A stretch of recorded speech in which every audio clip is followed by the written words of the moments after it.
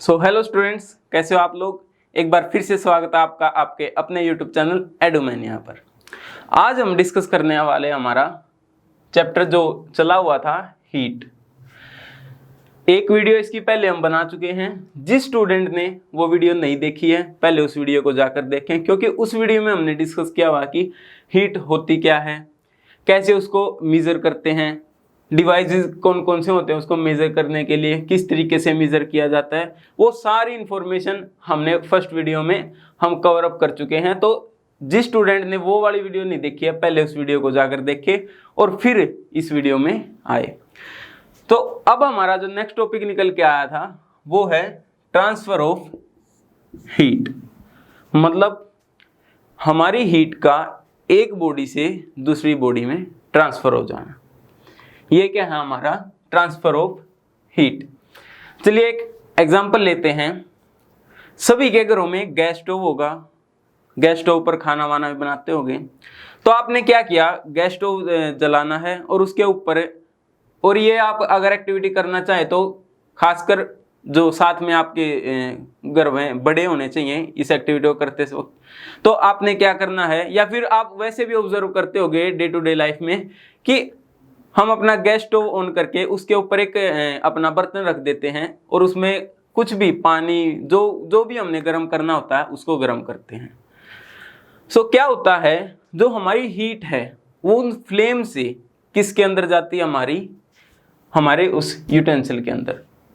किसमें, फर्स्ट हमारी किससे हीट कहाँ से गई, फ्लेम से। किसके अंदर गई, यूटेंसिल में। किस में गई, हमारी यूटेंसिल या फिर बर्तन भी बोल सकते हैं। बर्तन में गई, बर्तन गर्म हुआ, उसके बाद जो बर्तन में जो हमारा जो मान लीजिए वाटर था, तो फिर वाटर गर्म हुआ। क्या हुआ, वाटर गर्म हुआ। चलो हमारा वाटर गर्म हो गया, फिर हमने क्या किया, गैस स्टोव को ऑफ कर दिया, अपने बर्तन को गैस स्टोव से नीचे उतार के रख दिया। कुछ टाइम के बाद, लगभग 15 से 20 मिनट के बाद आप ऑब्जर्व करोगे कि जो हमारा जो बर्तन है या फिर जो हमने उसके अंदर जो लिक्विड गर्म किया था वो धीरे धीरे कूल होना स्टार्ट कर देगा, मतलब ठंडा होना स्टार्ट कर देगा। तो हमारी हीट थी वो उस यूटेंसिल से फिर कहाँ पर चली गई, हमारे एटमॉस्फेयर में, या फिर हम कहें तो एयर में। तो वाटर गर्म हुआ और फिर उसके बाद हमारी कहाँ पर चली गई, एटमॉस्फेयर में। सो ये आप देख रहे होंगे कि हीट एक ऑब्जेक्ट से दूसरे ऑब्जेक्ट में हमारी फ्लो करती जा रही है या फिर ट्रांसफर हो रही है। फ्लेम से हीट निकल के हमारी यूटेंसिल के अंदर आई, यूटेंसिल से हमारी फिर वाटर गर्म हुआ और फिर हमने अपने बर्तन को बाहर रखा तो वहां से हमारी हीट कहाँ पर ट्रांसफर हो गई, हमारे एटमॉस्फेयर में। और आप एक और यहाँ पर ट्रेंड देख पा रहे होंगे कि हीट हमारी hot object to colder object की तरफ, या फिर hot body to cold body की तरफ फ्लो कर रही है। क्योंकि फर्स्ट ऑफ ऑल हमारी फ्लेम गर्म थी, यूटेंसिल हमारा कोल्ड था, हीट फ्लो यूटेंसिल में। यूटेंसिल गर्म था, वाटर कूल था, फिर वाटर में ट्रांसफर हुई। फिर वाटर गर्म था हमारा, हमने जब अपने बर्तन को रिमूव कर दिया या फिर उससे जो हीट थी उसको बंद कर दिया, हीट देना उसको, तो फिर जो एटमॉस्फेयर में जो एयर थी वो कूल थी, हमारा यूटेंसिल गर्म था, तो उससे हमारी हीट एटमॉस्फेयर में या फिर हवा में ट्रांसफर हो गई। तो यहाँ से हमें एक और चीज पता लगती है कि जो हमारी हीट है वो कहाँ से hot object to cold object की तरफ फ्लो करती है। ओके, सो अब ट्रांसफर ऑफ हीट के हमारे दो तरीके आते हैं। कौन कौन से हैं, फर्स्ट है हमारा कंडक्शन एंड सेकंड है हमारा कन्वेक्शन। सो फर्स्ट हमें डिस्कस करेंगे कंडक्शन के बारे में।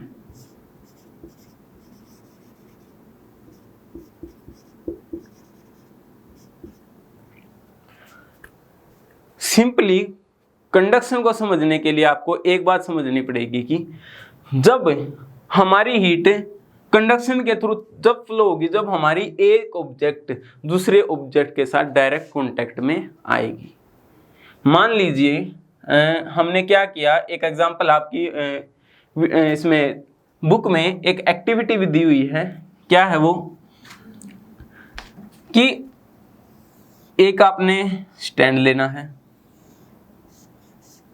स्टैंड पर आपने एक मेटल रोड यहां पर आपको अपनी टाई अप कर देनी है। ओके, ये हमने अपनी मेटल रोड या फिर किसी भी और ऑब्जेक्ट के सहारे आप अपनी मेटल रोड को वहां पर बैलेंस कर सकते हैं। फिर उसके बाद क्या करना है, ये जो हमारी जो मेटल रोड थी उस पर आपने क्या किया, वैक्स मोम उसको चिपका दिया। छोटे छोटे लम्स आपने मोम के हमारी रोड के ऊपर चिपका दिए। और फिर क्या किया आपने, जो हमारी मेटल रोड का फर्स्ट स्टैंड था उसके नीचे हमने अपनी क्या रख दी, कैंडल। क्या रख दी, कैंडल। और उस कैंडल को क्या कर दिया, फिर जला दिया। तो कैंडल को जलाया तो आप ऑब्जर्व करोगे कि हमारा जो वैक्स होती है उसकी प्रॉपर्टी होती है, वैसे तो ये हमारा क्या था, सॉलिड फॉर्म में था, लेकिन जैसे उसको हीट मिली वो किस में कन्वर्ट हो गया है, लिक्विड फॉर्म में। और जब वो लिक्विड फॉर्म में कन्वर्ट होगा तो वो नीचे की तरफ गिरना स्टार्ट कर देगा। तो फर्स्ट स्टैंड पे हमने जब अपनी मोमबत्ती से गर्मी दी, हीट दी, तो फर्स्ट ऑफ ऑल ये वाला नीचे आएगा। फिर धीरे धीरे आप जैसे जैसे टाइम बढ़ता जाएगा आप देखोगे कि फिर ये नीचे आएगा, फिर ये, और धीरे धीरे करते करते लगभग यहाँ तक के मैक्सिमम जो है हमारे जो वैक्स है वो मेल्ट होकर नीचे की तरफ गिर चुका हुआ। सो इससे हमें क्या पता चला कि हीट हमारी फ्लो होती है। और ये जो हीट के फ्लो होने का तरीका, क्योंकि हमने हीट यहां से दी और हमारी हीट पहुंच गई यहां तक, तो ये जो हमारा तरीका था इसी को हम बोलते हैं हमारा कंडक्शन। क्या बोलते हैं, कंडक्शन। आई होप आपको समझ में आ रहा होगा कि कंडक्शन होता क्या है। ठीक है, तो ये आपकी एक एक्टिविटी भी थी कि समझने के लिए कि कंडक्शन प्रोसेस वैसे होती कैसे है। फिर उसके बाद हमारा सेकंड नंबर पर निकल के आता है वो है कन्वेक्शन।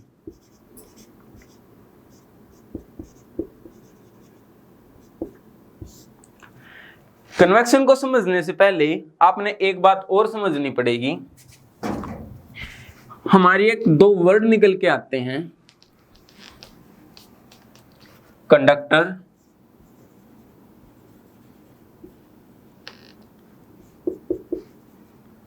And insulator.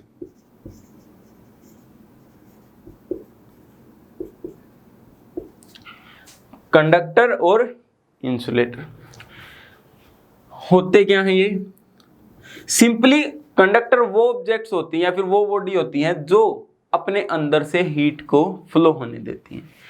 तो हम लिख सकते हैं एलो हीट टू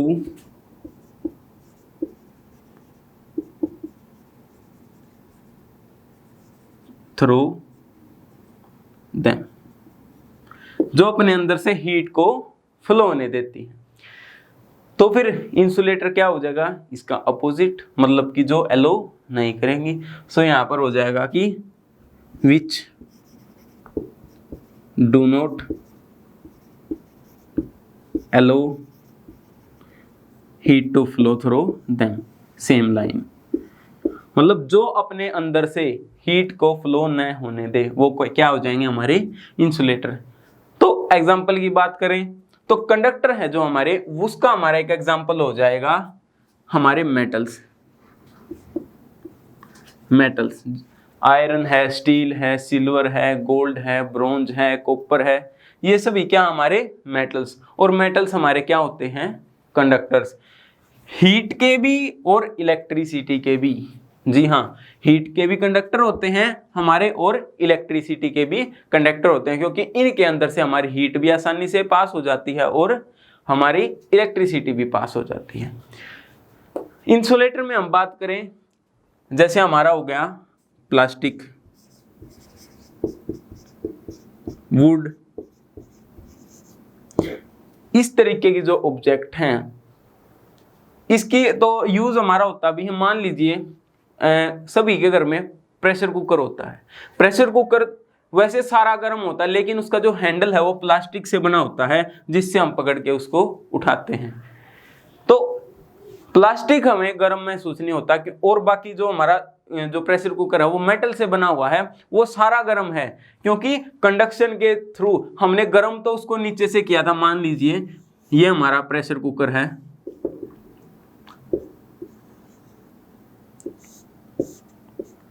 तो यहां पर जो हमारा हैंडल लगा हुआ है ये हमारा किस चीज का है? प्लास्टिक का। हमने हीट इसको नीचे से दी थी, लेकिन आप देखोगे कि हमारी हीट यहां तक, ये यहां तक पूरी गर्म हो चुका होगा हमारा प्रेशर कुकर, लेकिन ये जो प्लास्टिक का है, जो इसका हैंडल है, ये गर्म नहीं होता। क्यों? क्योंकि हमारा प्लास्टिक क्या है? एक बैड कंडक्टर है हीट का, या फिर बोले तो एक इंसुलेटर है। तो हीट अपने अंदर फ्लो नहीं होने देगा, तो ये गर्म भी नहीं होगा, इसलिए हम इनको यूज करते हैं। कई जगह पर हमारे वुड के हैंडल्स को भी यूज किया जाता है। आई होप आपको समझ में आ रहा होगा कि इंसुलेटर क्या होते हैं और कंडक्टर्स क्या होते हैं। तो अब हमारा सेकंड जो वे है फ्लो ऑफ हीट या फिर ट्रांसफर ऑफ हीट का, वो है कन्वेक्शन। क्या है? कन्वेक्शन। कन्वेक्शन को समझने के लिए हम एक और एग्जांपल लेते हैं। क्या किया हमने, ये तो सभी ने ऑब्जर्व जरूर किया होगा। मान लीजिए हमारा क्या है, कोई यूटेंसिल है, इसके अंदर हमने क्या भर रखा है? वाटर।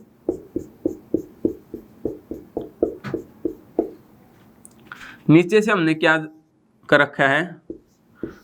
फ्लेम, मतलब आग के ऊपर रख रखा है। ठीक है, हमने हीट दी, तो आप क्या देखोगे, हमारा जो वाटर है, जो यहां पर सबसे पहले क्या होगा, कंडक्शन के थ्रू हमारा जो ये मेटल की जो बॉटम है, हमारे यूटेंसिल का बॉटम है वो मेटल से बना हुआ है, तो वो हीट होगा। क्या होगा? पहले हमारा जो बॉटम है वो क्या होगा? हमारा हीट होगा। उसके बाद जो हमारी हीट है वो ट्रांसफर हो गया हमारे लिक्विड के अंदर, मतलब कि जो नीचे बॉटम के कांटेक्ट में जो हमारा वाटर था वो क्या हो जाए, ये हमारा क्या है, इसके अंदर हमने वाटर ले रखे, हमारा जो वाटर है वो क्या हो जाएगा?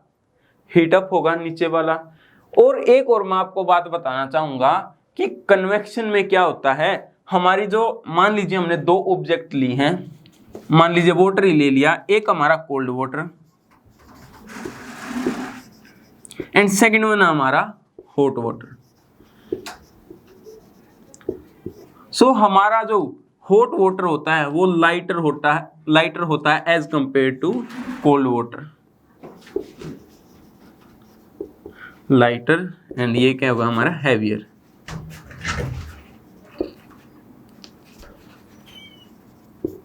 भारी होगा as compared to hot water. गर्म पानी हल्का होता है, कोल्ड वाटर भारी होता है। और आपने ये भी पढ़ा होगा, जो चीज हल्की होती हैं वो ऊपर की तरफ मूव करती हैं, फिर तैरती हैं। अब मान लीजिए आपने बलून लिया, एक बकेट में पानी है, उस बलून को आप नीचे दबाने की कोशिश करना, वो आपको ऊपर की तरफ निकलने की कोशिश करेगा, पुश करेगा। क्यों? क्योंकि उसके अंदर हवा है, और हवा हमारी वाटर के कंपैरिजन में बहुत ज्यादा हल्की है, तो इसलिए वो ऊपर की तरफ मूव करना स्टार्ट करता है। सेम प्रोसेस हमारी यहाँ पर होगी, हमारा जो वाटर है वो क्या हो जाएगा यहाँ पर से गर्म, और वो गर्म वाटर क्या करना स्टार्ट कर देगा, हमारा ऊपर की तरफ मूव करना स्टार्ट कर देगा। ऊपर की तरफ मूव करना स्टार्ट करेगा तो यहाँ पर जगह खाली होगी, उस जगह को फिल करने के लिए ऊपर से हमारा कोल्ड वाटर, कौन सा? कोल्ड वाटर, और ये हमारा क्या है यहाँ पर? हॉट वाटर ऊपर की तरफ आएगा। सो कोल्ड वाटर नीचे आएगा, फिर कोल्ड वाटर गर्म होगा और हॉट होके ऊपर की तरफ मूव करेगा। इसीलिए आपने देखा होगा कि हमेशा जब पानी उबलता है वो इसी प्रोसेस में साइडों से ऊपर की तरफ आता है और बीच में से अंदर की तरफ जाता है। कोई भी चीज उबलती है तो वो सेम तो ये प्रोसेस जिसमें हमारे जो मॉलिक्यूल्स होते हैं वो हीट एब्जॉर्ब करके ऊपर की तरफ मूव करते हैं, और ये प्रोसेस तब तक चलती रहती है जब तक हमारा पूरी जो ऑब्जेक्ट या फिर पूरी जो वाटर था वो गर्म नहीं हो चुका होता। ठीक है। तो जब तक पूरा गर्म हो चुका होगा फिर उसके बाद ये प्रोसेस हमारी बंद हो जाएगी। तो ये जो प्रोसेस थी हमारी फ्लो ऑफ हीट की इस तरीके से, वही हमारी कहलाती है कन्वेक्शन। क्या कहलाती है? कन्वेक्शन। सो चलिए भाई, कन्वेक्शन का ये तो हो गया हमारा एक तरीका। एक और हमारा तरीका होता है कन्वेक्शन का, वो होता है हमारा, आपकी बुक में नेक्स्ट हमारा टॉपिक भी है sea breeze and land breeze. ये भी किस कारण से होते हैं? कन्वेक्शन के ही कारण से होते हैं। तो चलिए देखते हैं हमारा सी ब्रीज और लैंड ब्रीज। सो फर्स्ट क्या हमारा सी ब्रीज।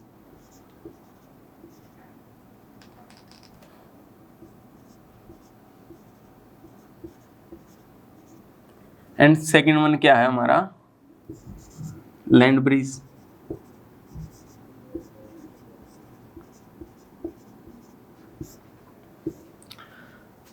सी ब्रीज को समझने के लिए हम एक डायग्राम बनाते हैं, रफली डायग्राम बनाएंगे, आप समझने की कोशिश करना। ये क्या है हमारी? लैंड। क्या है? लैंड। और ये हमारा है सी,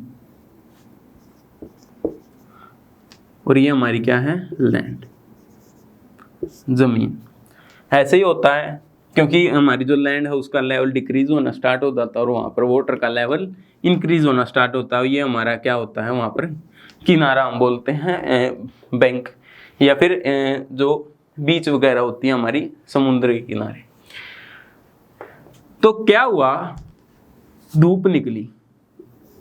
क्या निकली? धूप। ये हमारा सन आ गया। अब धूप निकली तो क्या हुआ? धूप से हमारी जो हीट है या फिर लाइट है वो आएगी।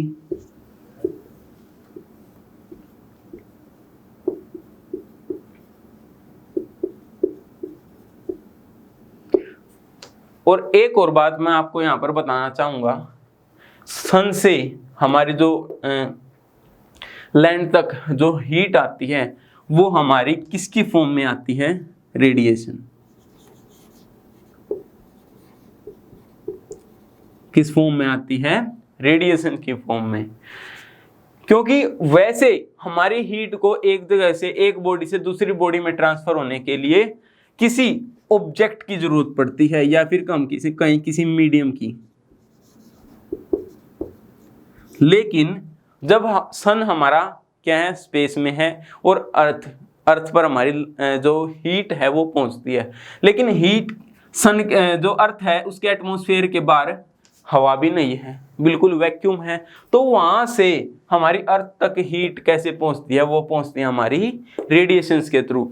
तो रेडिएशन भी हमारा क्या है? एक फ्लो ऑफ हीट का एक तरीका है जिसके थ्रू हमारी हीट क्या होती है? एक जगह से दूसरी जगह पर फ्लो होती है। और ये एक और खास बात होती है, हर एक हॉट ऑब्जेक्ट, जितने भी हमारी गर्म ऑब्जेक्ट होती हैं वे सभी क्या हैं? रेडिएशंस छोड़ती हैं। क्या करती हैं? रेडिएशन छोड़ती हैं। किसकी फॉर्म में? हीट की फॉर्म में। तो एक और ये हमारा थर्ड नंबर का जो टाइप था ट्रांसफर ऑफ हीट का, वो था विद रेडिएशंस। ठीक है। तो चलिए हम अपने फिर से नेक्स्ट टॉपिक जो हमारा टॉपिक चला हुआ था सी ब्रीज और लैंड ब्रीज। तो क्या हुआ? हीट हमारी अर्थ तक पहुंची रेडिएशन की फॉर्म में। तो हीट जैसे ही हमारी लैंड के ऊपर या वाटर के ऊपर फॉल करेगी तो वो उसके ऊपर उसको क्या करेगी? गर्म करेगी, हीट करेगी। तो हमारे पास दो मीडियम है, एक तो हमारी जमीन और एक हमारे पानी।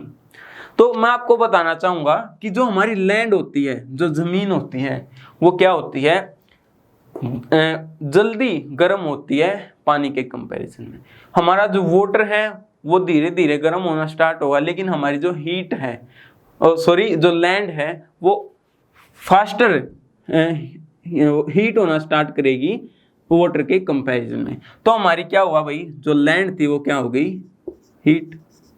लैंड हमारी हीट हुई, जमीन हमारी गर्म हुई, तो क्या होगा, जमीन के ऊपर जो एयर थी, क्या थी, एयर, जो एयर थी वो जमीन से हीट को लेकर गर्म हो जाएगी, हमारी हवा क्या हो जाएगी, गर्म हो जाएगी। फिर वही बात, हमारी गर्म हवा हल्की होती है as compared to cold air, तो हमारी जो गर्म हवा है वो ऊपर की तरफ मूव करेगी। तो यहाँ पर क्या हो जाएगा, हमारा हवा की कमी हो जाएगी। तो उस हवा की कमी को पूरा करने के लिए हमारे सी की तरफ से क्या निकल के आती है, कोल्ड एयर। कोल्ड एयर क्या है, सी की तरफ से फ्लो करती है हमारी लैंड की तरफ, क्योंकि जो हमारी जमीन के ऊपर जो एयर थी वो जमीन से हीट लेकर ऊपर की तरफ मूव कर चुकी होती है, और उस जगह को फिल करने के लिए हमारे समुद्र से क्या आती है, ठंडी ठंडी हवाएं आती हैं। और ये जो कोल्ड एयर हमारी आती है इसी को हम अपनी बोलते हैं सी ब्रीज। तो सी ब्रीज क्या होता है कि जो ठंडी हवा हमारे सी से लैंड की तरफ आती है दिन के टाइम पे, उसे हम क्या बोलते हैं, हमारा सी ब्रीज। फिर क्या होता है, ये एयर जो ऊपर गई है उस जगह तो कोल्ड एयर यहाँ तो आ चुकी, तो ये क्या होती है, ये यहाँ से यहाँ जाती है, और ये हमारी क्या होती है, जो कोल्ड एयर है वो यहाँ पर आती है। तो ये ऐसे एक साइकिल चलता रहता है, ठंडी हवा आती रहती है, गर्म हवा वापस जाती रहती है। ठीक है, ये था हमारा सी ब्रीज। फिर उसके बाद क्या होगा भाई, हमारा जो सन है वो सेट हो जाएगा, मतलब सूरज छुप जाएगा।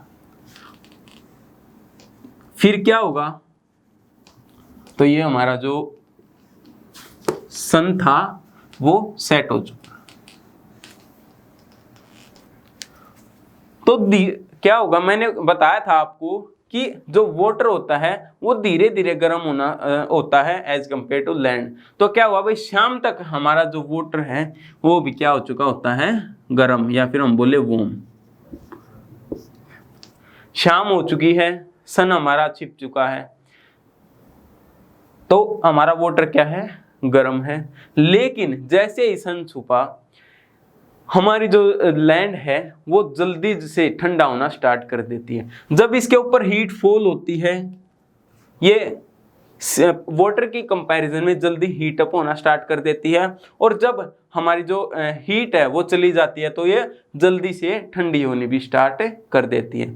तो क्या होगा, सनसेट हो गया और हमारी जो लैंड थी वो क्या हो गई, कोल्ड, और हमारा जो सी वाटर था वो क्या हो गया, वार्म। तो जो सी के ऊपर जो एयर होगी वो सी वाटर से हीट लेकर ऊपर की तरफ मूव करेगी, और उस जो जगह खाली हुई वहां पर, क्योंकि वहां से हवा ऊपर की तरफ जा चुकी है, तो उस जगह को भरने के लिए हमारी जो लैंड से, जमीन से कोल्ड एयर वहां पर फ्लो करती है। क्या करती है, कोल्ड एयर फ्लो करती है, और ये जो वार्म एयर फिर वापस इस जगह पर आती है। तो ये ऐसे ये साइकिल चलता रहता है। कोल्ड एयर जमीन से रात भर चलती रही, और वो जो हमारी जो हॉट एयर थी वो ऊपर से फ्लो होकर वापस लैंड की तरफ आती रहती है। और फिर जब हमारा नेक्स्ट डे जब सूरज निकलता है, सन राइज होता है, तो फिर से जो रिवर्स प्रोसेस है वो स्टार्ट करते हैं। मतलब कोल्ड एयर हमारी, क्योंकि सुबह तक हमारा वाटर है वो अपनी सारी हीट को एयर में ट्रांसफर कर चुका होता है, और हमारा जो वाटर है वो दोबारा से ठंडा हो चुका होता है। फिर नेक्स्ट डे फिर से सन निकलता है, तो फिर से हमारी जो सी ब्रीज वाली प्रोसेस है वो स्टार्ट हो जाती है। तो एक बात और पता चली, हमारी जो सी ब्रीज जो चलती है वो चलती है दिन के टाइम में, और जो लैंड ब्रीज चलती है वो चलती है हमारी नाइट के टाइम में। ठीक है, तो ये थे हमारे sea breeze and land breeze. उसके बाद हमारा एक लास्ट एंड फाइनल टॉपिक निकल के आता है, वो है कि which type of clothes do we wear in winter season and summer season, कि सर्दियों में और गर्मियों में हमें किस टाइप के कपड़े पहनने चाहिए। सो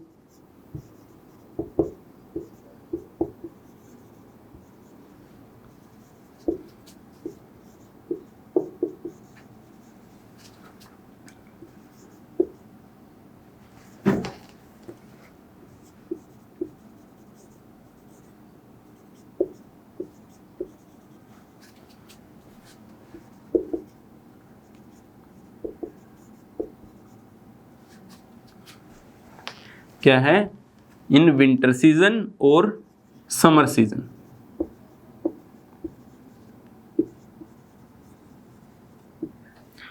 कि विंटर सीजन में और समर सीजन में हमने किस टाइप के हमारे जो कपड़े हैं वो पहनने चाहिए। तो बेसिकली हम यहां पर लेके चलेंगे कलर को। किसको? कलर के बेसिस पे हम अपना डिफरेंशिएट करेंगे कि समर में कौन से कपड़े पहनने चाहिए और विंटर में कौन से कपड़े पहनने चाहिए। तो इससे पहले समझने के लिए मैं आपको एक बताऊंगा कि हमारे जो दो टाइप्स के कलर होते हैं, फर्स्ट है लाइट कलर एंड सेकंड हमारे हैं डार्क कलर।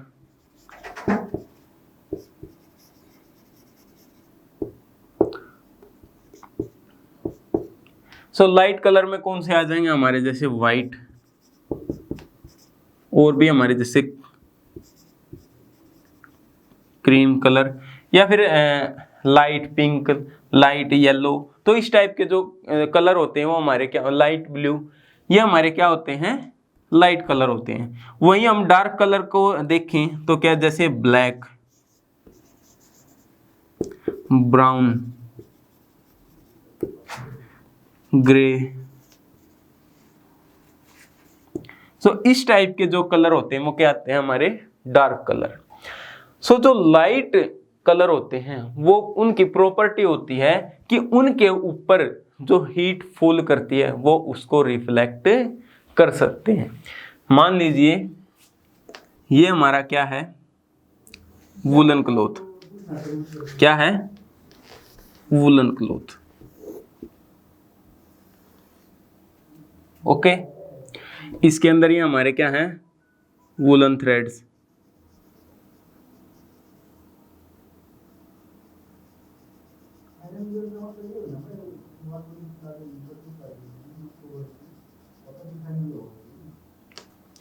तो आप देख पा रहे होंगे कि इन थ्रेड्स के बीच में ये जो खाली जगह है इसमें क्या, हमारी एयर है। इस तरफ हमारी क्या है, वार्म बॉडी, क्योंकि विंटर है, और इस साइड क्या है हमारा, कोल्ड, बाहर ठंड है। ये हमने कपड़ा पहना हुआ है, ये हमारी गर्म वार्म बॉडी है, गर्म शरीर है, और ये क्या हमारा कोल्ड बाहर का एटमॉस्फेयर है। तो जो एयर है इस कपड़े के बीच में, इस हमारे एयर की एक खास बात होती है, वो एक इंसुलेटर होती है हीट का। किसका? हीट का। तो क्या होगा, ये जो एयर है हमारी जो वार्म बॉडी है उससे जो हीट है उसको बाहर की तरफ फ्लो नहीं होने देगी। क्या? जो हमारी हीट है उसको बाहर की तरफ फ्लो नहीं होने देगी। और जब हीट हमारी बाहर फ्लो नहीं होगी तो हमारी जो कोल्ड है, या फिर हम बोले कि जो हॉट एयर अंदर से है उसको बाहर नहीं आने देगी, और जो कोल्ड है वो अंदर की तरफ नहीं जा पाएगा। इसी वजह से हमें जो ठंड नहीं लगती। सो ये रीजन है कि वूलन क्लॉथ्स हमें विंटर सीजन में गर्म कैसे रखते हैं। क्यों रखते हैं? क्योंकि उसके जो हमारे फैब्रिक है उसके बीच में एयर की छोटी छोटी पॉकेट्स बनी होती हैं, और जो एयर होती है वो क्या होती है, हमारी हीट की बेड कंडक्टर होती है, या फिर हम बोले इंसुलेटर होती है। सो इस वजह से वो हमारी जो हमारी बॉडी है उससे हीट का लॉस नहीं हो पाता और हमें ठंड नहीं लग पाती। सो ये थे हमारे चैप्टर नंबर 4 के जितने भी टॉपिक्स थे वो हमने कवर अप कर चुके हैं। सो अगर आपको कुछ भी समझ में नहीं आया है तो एक बार वीडियो को दोबारा से देख लेना। वैसे मुझे पक्का यकीन है कि जो मैंने आपको समझाया है वो आपको अच्छे तरीके से समझ में आ गया होगा। सो अगर आपको वीडियो अच्छी लगी तो वीडियो को लाइक करें, उसको अपने फ्रेंड्स तक शेयर करें, और आपका अपना चैनल है एडुमेनिया उसको जरूर सब्सक्राइब करते हैं। मिलते हैं आपसे नेक्स्ट वीडियो में, तब तक have a good day and good bye.